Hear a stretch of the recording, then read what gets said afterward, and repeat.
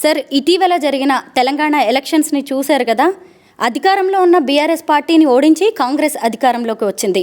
అలాగే ఇప్పుడు దీని ఎఫెక్ట్ ఏపీ ఎలక్షన్స్ మీద ఉండే ఛాన్స్ ఉందా సార్? మీరు మేడం బాగా గమనించండి. గమనిస్తే మనము ఆంధ్రప్రదేశ్లో మెజారిటీ పీపుల్కు, ఆంధ్రప్రదేశ్లోని మెజారిటీ అన్ని ప్రాంతాలలోని అన్ని మతాలకు అన్ని కులాలకు దగ్గరైన ప్రభుత్వము, దగ్గరైన పార్టీ ఏదైనా ఉందా అంటే అది వైఎస్ఆర్ కాంగ్రెస్ పార్టీ.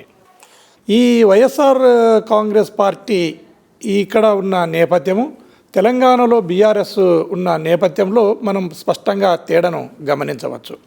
మనం ఒకసారి ఏదైతే మేము వైఎస్ఆర్ కాంగ్రెస్ పార్టీని అక్కడ తెలంగాణలో బీఆర్ఎస్ను కాంగ్రెస్ పార్టీ ఎలా ఓడించిందో, ఇక్కడ ఆంధ్రప్రదేశ్లో కూడా వైఎస్ఆర్ కాంగ్రెస్ పార్టీని మేము ఓడిస్తాము అని తెలుగుదేశం పార్టీ మాట్లాడుతూ ఉంది.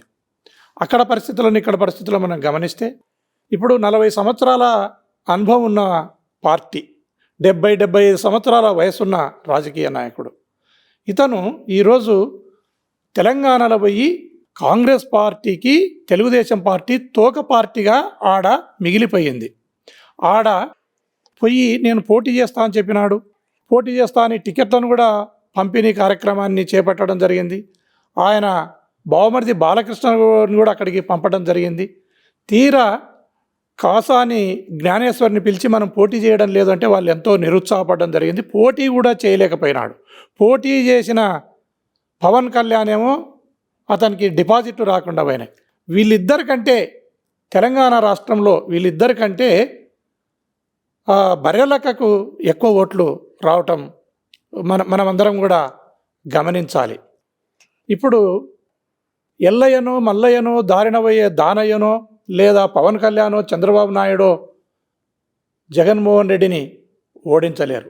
ఉట్టికి ఎగరలేనమ్మ స్వర్గానికి ఎగుడతా అన్నట్లా ఉంటుంది. ఆడ తెలంగాణలో మినిమం డిపాజిట్లు కూడా తెచ్చుకోలేని వ్యక్తి, పోటీ చేయలేని వ్యక్తులు వచ్చి ఆంధ్రప్రదేశ్లో జగన్మోహన్ రెడ్డిని ఓడగొడతాం అనేది చాలా హాస్యాస్పదం. ఉట్టికి ఎగరలేనమ్మ స్వర్గానికి ఎగిరే మాటలను మాట్లాడినట్లా మనం భావించవచ్చు మేడం. పవన్ కళ్యాణ్ లాంటి పవర్ స్టార్ని మీరు బర్రెలక్కతో పోల్చడం అనేది అంటే ఏంటి సార్? అసలు పవన్కి ఏ మాత్రం లేదంటారా? మనం ప్రజాస్వామ్యంలో అదే ఒక బ్యూటీ. ప్రజాస్వామ్యంలో ఈయన మోనార్క్ అనో లేదా ఈయన చండశాసనుడనో ఎవరిని కూడా మనము అనలేము. ఎందుకంటే జయాపజయాలు కానీ గెలుపోవటములు కానీ జనాధీనము లేదా దైవాధీనంగా మనం భావించాలి.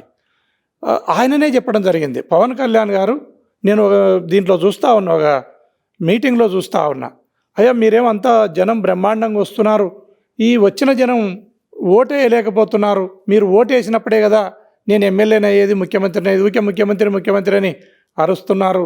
నేను సినిమాలు చేస్తున్నాను, మీరు చూస్తున్నారు, మీరు అరుస్తున్నారు, నేను వింటూ వెళ్తూ ఉన్నాను, తప్పితే ఇది మెటీరియలైజ్ కావటం లేదు అని పవన్ కళ్యాణ్ గారే మాట్లాడడం జరిగింది. మనం ప్రాక్టికల్గా గమనిస్తే ఒక సామాన్యమైన బర్రెలక్కకు నిజంగానే వీళ్ళకంటే ఓట్లు ఎక్కువ వచ్చినాయి. మీరు చూడండి, చంద్రబాబు నాయుడు గారేమో పోటీ చేయలేకపోయి, పోటీ చేసిన పవన్ కళ్యాణ్కి డిపాజిట్ రాకపోయి బర్రెలక్కకు 5-6 వేల ఓట్లు రావటం జరిగింది. ఎంతో ఉత్సాహం కూడా ఎలక్షన్ చేయగలిగింది ఆ అమ్మాయి. మనం ప్రజాస్వామ్యంలో ఇంతకంటే ఇంకా ఏముంటుంది అనేది మనం ఒకసారి ఆలోచించాలనేది నా అభిప్రాయం.